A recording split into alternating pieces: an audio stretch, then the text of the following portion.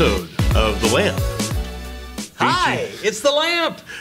Featuring Pat and Ed, two half-correct old men. All right, in front of lamps. Who think that they might have an opinion about something.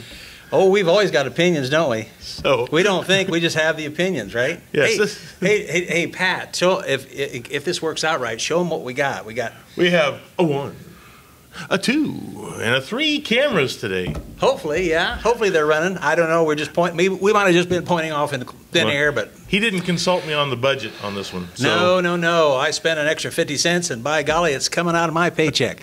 So, Pat, hey, how's things going this week? This is The Lamp, sponsored by the Kokomo Lantern. Exactly. I'm the publisher, Pat Muncie. With me is my partner in crime, Ed Fonts. And welcome to the show.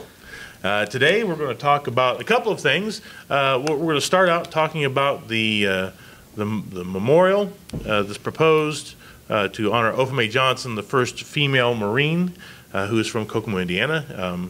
Last week we ran a story about that situation where originally the monument was supposed to be on the courthouse square, and then that got changed to, well, it'll be on the county buildings property, and then that got changed, and Commissioner Jack Dodd, the president of that commission board, said, hey, you know what, we are buying the Firestone building and we're tearing it down, let's build a parking lot, and would you like to put the memorial in the alley?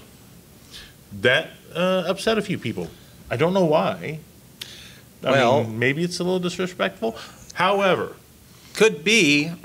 we're going to set the record straight in that there's been some action since that reporting. Now, the reporting, I'm not going to say was inaccurate. I'm standing by our reporting. That's what happened at that meeting. I was approached by Mr. Dodd yesterday at their most recent meeting, where he said that it was biased in its connotations.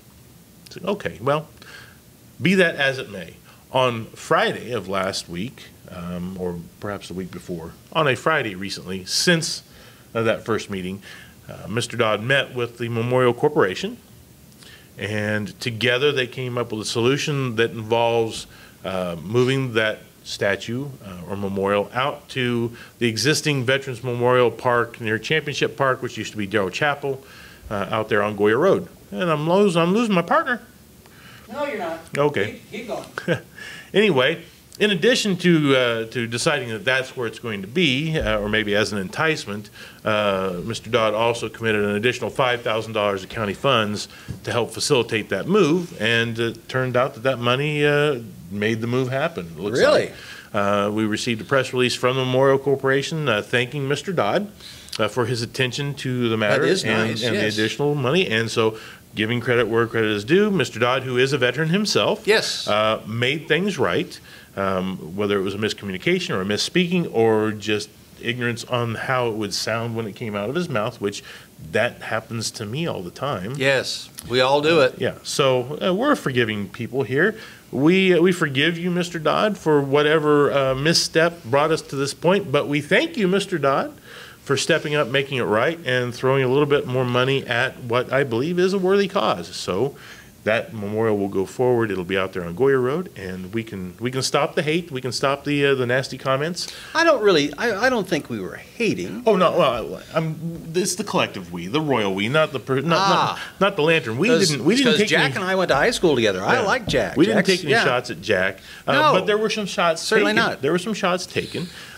So just letting people know he's done the right thing, and the vitriol can cease now. I know that there's still plenty of pitchforks and torches out there. If you're really looking for something, we'll find it for you. But you know, when I was young and I had hair, I used to use vitriol on my hair. It kind of kept it back a little bit. Sure. Really? Is that or was it Vitalis? I'm not sure. Well, one of these words maybe that's why my hair went away. The other. I'm sorry. Am I using words that are too large for Ed? No, not today. I can dumb it down. Not today. My thesaurus is ready. Yes. Okay.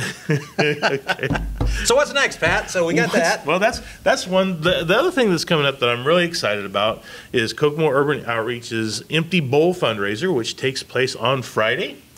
and I am a quote-unquote celebrity bowl painter for this.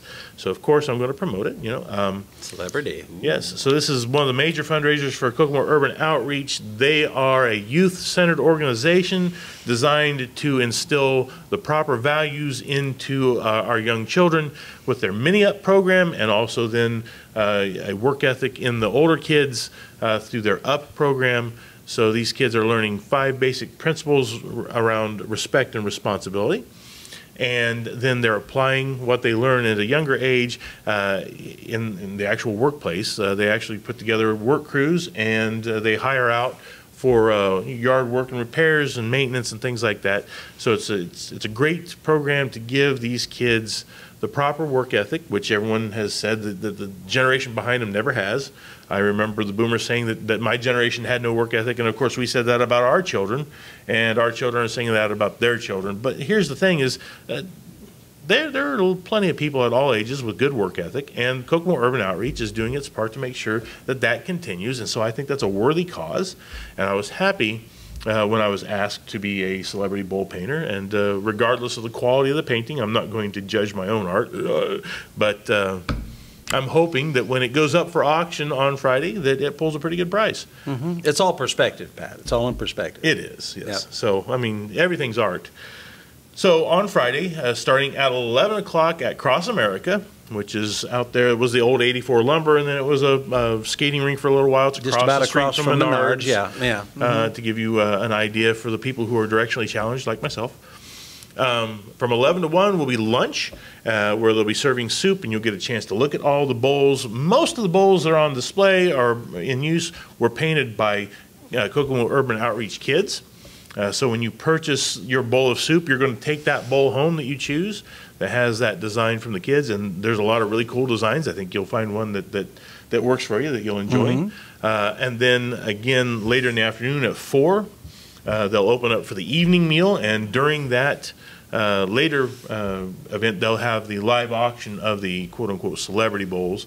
And I'm looking forward to see what the other celebrities painted on there. Is a good friend of mine, Chad McCarter, is one of the celebrity bowl painters this year, and of course Chad he's a character. If you know him, yes, you really don't have a choice but to love him. He won't let you be anything else. I think I saw him in another life doing something similar to what we're doing. I thought yes. He and I worked together at the Kokomo Perspective literally for decades. I know the man. I love the man. He's a great individual and a great cheerleader for anything that he gets a hold of. And he's right now, I guess they're working on a mystery theft of his bowl is the thing that's going up on Urban Outreach right now. So that'll all come to a head. They're giving out clues on who might have stolen his bowl. I think I got a pretty good idea. Who stole his bowl? I'm not gonna tip that off because you'll be watching this on Thursday and the event's on Friday. So I'm not going to be a spoiler for that. Don't spoil his bowl. I'm not going to spoil his bowl. But I sure hope that you guys will come out and see me. I'm going to be at the event there in the evening. I may be at both sessions. I'll definitely be there at the evening to take the embarrassment of the lowest bid total on my bowl. Or maybe I'm going to be there to make sure that I'm not the lowest total. I don't know. If I got to throw some money at it, I'll throw some money at it. I don't want to be last, guys. That's just all I'm saying here.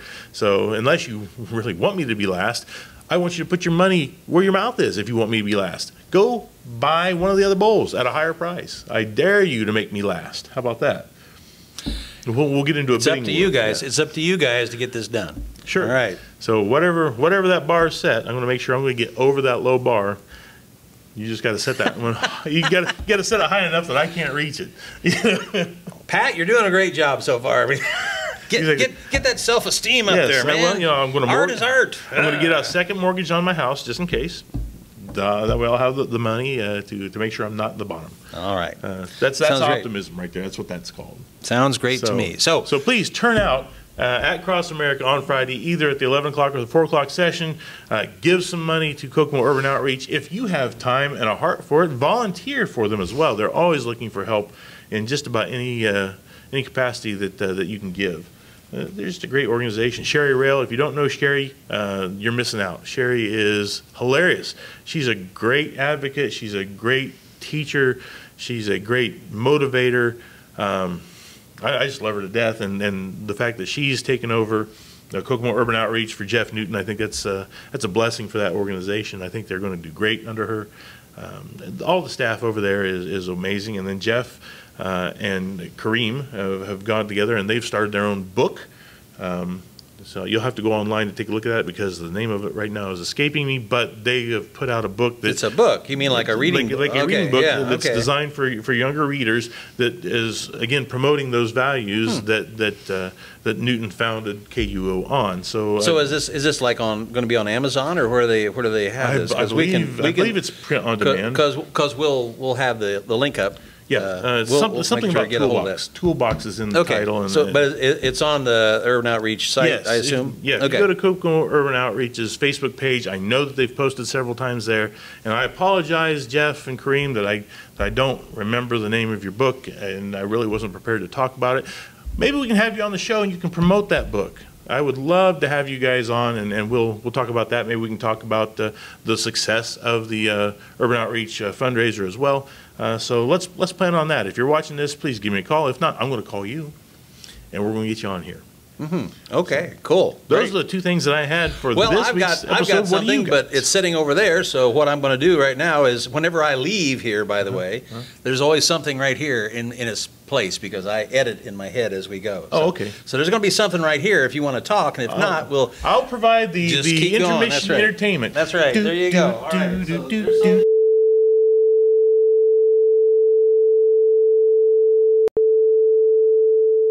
For the page, because I can track you better.